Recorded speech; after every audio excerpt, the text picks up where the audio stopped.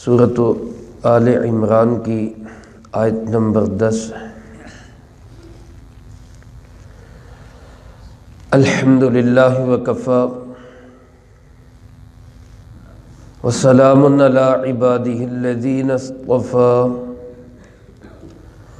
خصوصا علی سید الرسل وخاتم الانبیاء وعلى آلہ واصحابہ الاتقیاء۔ اما بعد فاعوذ باللہ من الشیطان الرجیم، بسم اللہ الرحمن الرحیم۔ ان الذین کفروا لن تغنی عنہم اموالہم ولا اولادہم من اللہ شیئا وَأُولَئِكَ هُمْ وَقُودُ النَّارِ كَدَأْبِ آلِ فِرْعَوْنَ وَالَّذِينَ مِن قَبْلِهِمْ كَذَّبُوا بِآيَاتِنَا فَأَخَذَهُمُ اللَّهُ بِذُنُوبِهِمْ وَاللَّهُ شَدِيدُ الْعِقَابِ۔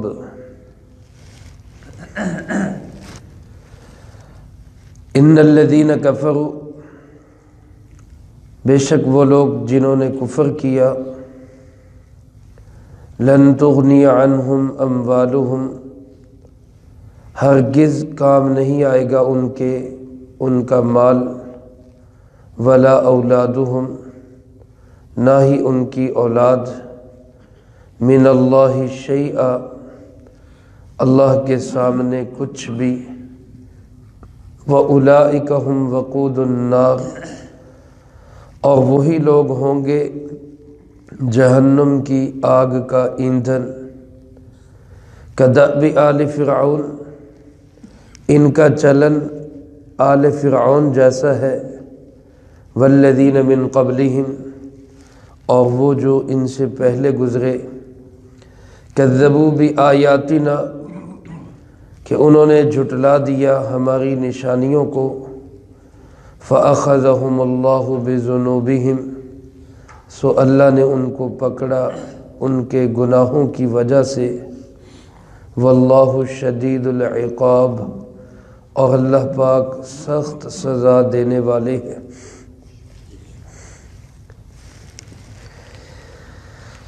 ان آیات مبارکہ میں اللہ رب العالمین نے تمام دنیا کے انسانوں کو، بالخصوص ان کو جو منکرین ہیں، کافر ہیں، ان کو یہ پیغام دیا ہے کہ آخرت میں کسی کے نہ مال کام آئے گا نہ اولاد کام آئے گی۔ آخرت میں کام آنے والی چیز ہے اپنا ایمان اور اپنے اعمال۔ ایمان ہے، عمل ہے، تو پھر جیسے وہ کہتے ہیں کہ ستّہ خیرہ، اللہ رب العالمین اپنا فضل فرمائیں گے اور نجات مل جائے گی۔ لیکن اگر ایمان اور عمل سے انسان خالی ہے تو پھر انسان یہ سمجھ لے کہ دنیا کا کوئی سہارا، آخرت میں اس کا کوئی سہارا نہیں بن سکتا، بلکہ اس کو آخرت میں جہنم کی آگ کا ایندھن بننا پڑے گا۔ اس سلسلے میں اللہ پاک نے فرمایا کہ دو چلن ہے دنیا کے اندر۔ ایک چلن ان لوگوں کا ہے جنہوں نے بات کو مانا، اللہ کے نبیوں کی تمام تعلیمات کو تسلیم کیا اور ان کے مطابق اپنی زندگی بنائی۔ ایک چلن، ایک کردار ان لوگوں کا رہا جنہوں نے انبیاء علیہ السلام کی مخالفت کی۔ وہ چاہے فرعون جیسے بڑے بڑے بادشاہ بھی تھے تو وہ بھی تباہ و برباد ہو گئے، بادشاہت، فوج ان کے کسی کام نہیں آئی۔ تو اللہ پاک نے گویا یہ مثال دے کر سمجھا دیا کہ بچنا چاہتے ہو تو اس کا راستہ ایک ہی ہے، ایمان اور عمل والا راستہ۔ اللہ پاک ہم سب کو نصیب فرمائے۔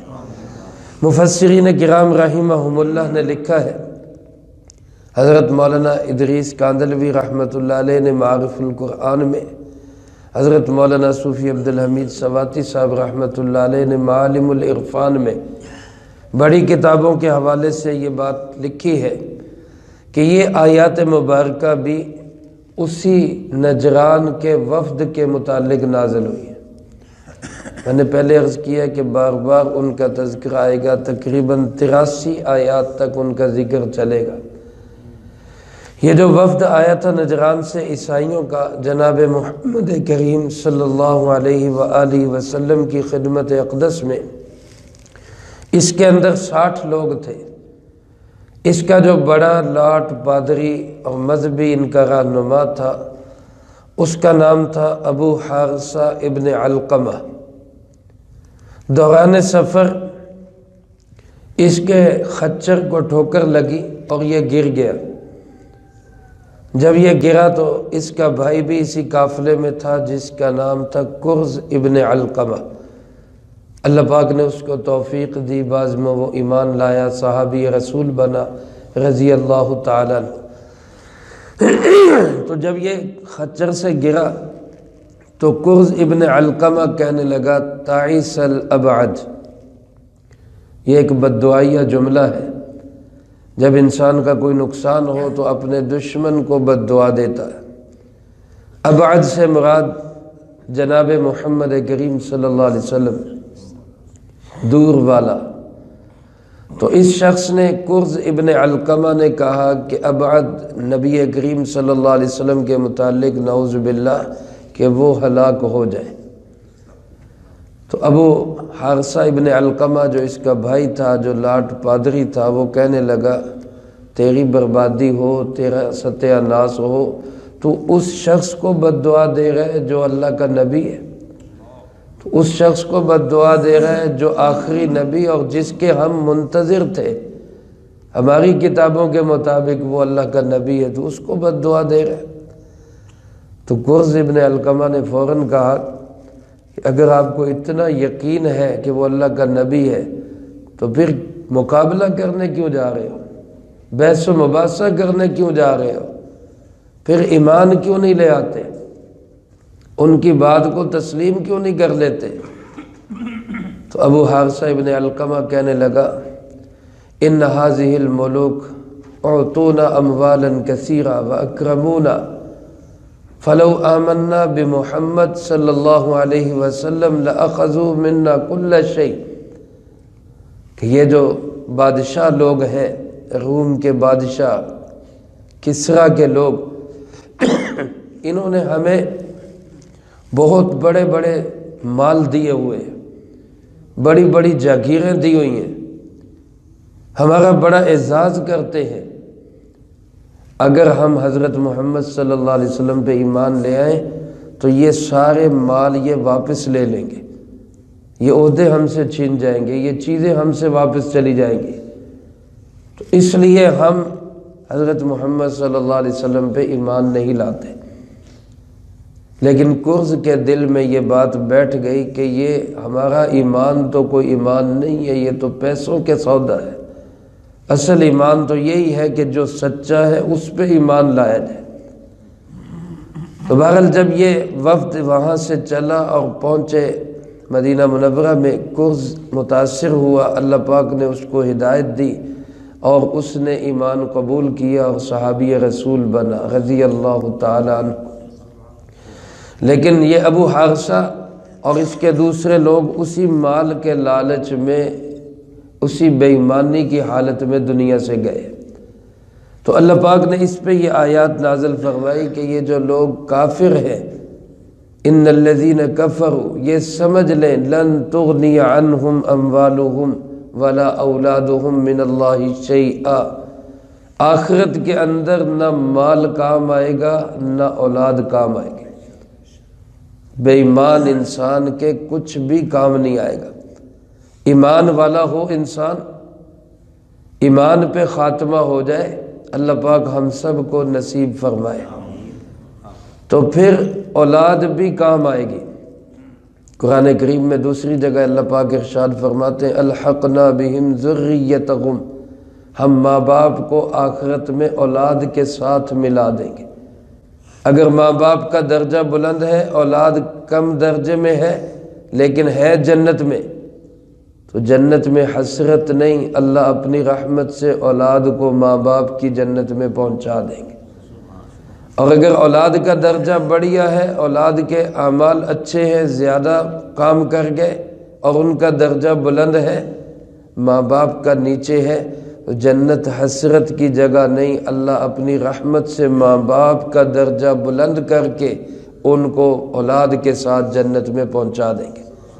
لیکن یہ ہوگا اس صورت میں جب دونوں ایمان والے ہوں۔ ایمان والے ہوں گے تو اولاد کام آئے گی، ایمان والے ہوں گے تو نیک اولاد کی دعائیں کام آئیں گی، ایمان والے ہوں گے تو نیک اولاد حافظ عالم والدین کی نجات کا بخشش کا ذریعہ اور سبب بنے گی۔ لیکن میرے عزیز دوستو، میرے محترم ساتھیوں، خدا نہ خواستہ کوئی بے ایمانی کی حالت میں چلا گیا تو کوئی اس کے کام نہیں آئے گا، کوئی کام نہیں آئے گا، نہ کوئی ولی، نہ کوئی غوث، نہ کوئی کتب، نہ ابدال، نہ صحابی، نہ اللہ کا نبی، نہ امام الانبیاء جناب محمد مصطفیٰ صلی اللہ علیہ وآلہ وسلم۔ یہ سب سفارش کریں گے لیکن ایمان والوں کی، بے ایمانوں کی نہیں۔ اس لیے اللہ پاک نے یہاں کفر کا ذکر کیا، ورنہ ایمان والے بھی سن لیں، آخرت میں مال اور اولاد بغیر کسی نیکی کے کام نہیں آئے گی۔ اگر کوئی بندہ یہ سمجھتا ہے نا میں مال کما لوں تو میں آخرت میں نجات پا لوں گا، کوئی ایمان والا یہ سمجھتا ہے میں اپنی پارٹی، عہدہ، جتھا بڑا کر لوں، اولاد بڑی کر لوں، میں نجات پا لوں گا، اس سے نجات نہیں ملے گی۔ وہاں نجات ملے گی ایمان اور عمل کی بنیاد پر۔ اس لیے کافر کا خاص طور پہ ذکر کیا کہ یہ کافر سن لیں کہ ہرگز نہ مال کام آئے گا، نہ اولاد کام آئے گی، من اللہ شیئا، اللہ کے مقابلے میں کچھ بھی کام نہیں آئیں گے۔ وَأُولَئِكَ هُمْ وَقُودُ النَّارِ، اور یہ لوگ بنیں گے جہنم کا ایندھن۔ میرے عزیز دوستو، یہ ہم سب کے لیے ہے آیت۔ آج ہم دیکھیں کہ ہم مال کی خاطر، پیسوں کی خاطر، دنیا کی خاطر اللہ کے کتنے احکامات کو چھوڑ دیتے ہیں، کتنے احکامات توڑ دیتے ہیں۔ لالچ کے اندر آ کر ہم رشوت لے لی، لالچ میں آ کر سود کما لیا، لالچ میں آ کر حرام کمائی حاصل کر لی، اپنے لالچ میں آ کر دنیا بنانے کے لیے اپنی آخرت برباد کر لی۔ ایک شاعر کہتے ہیں نمزق دنیانا بتمزیق دیننا فلا یبقى ما نمزق، کہتے ہیں کہ ہم نے دنیا کے کپڑے کو، آخرت کے لباس کو توڑ توڑ کر، پھاڑ پھاڑ کر دنیا کا لباس سیدھا کرنے کی کوشش کی۔ آخرت کے کپڑوں سے ٹاکیاں اتار لو، دنیا کا لباس خوبصورت بن جائے، تو نہ دنیا کا لباس باقی رہے گا، نہ آخرت کا جو ہم نے پہلے ہی پھاڑ دیا۔